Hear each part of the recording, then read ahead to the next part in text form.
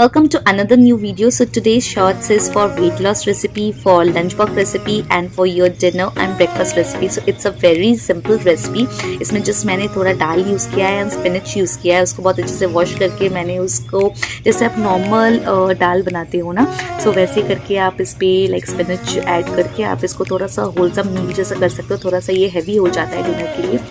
And आज का ज्ञान यही है that during medieval times the green pigment which was extracted from the spinach was used as ink for art work.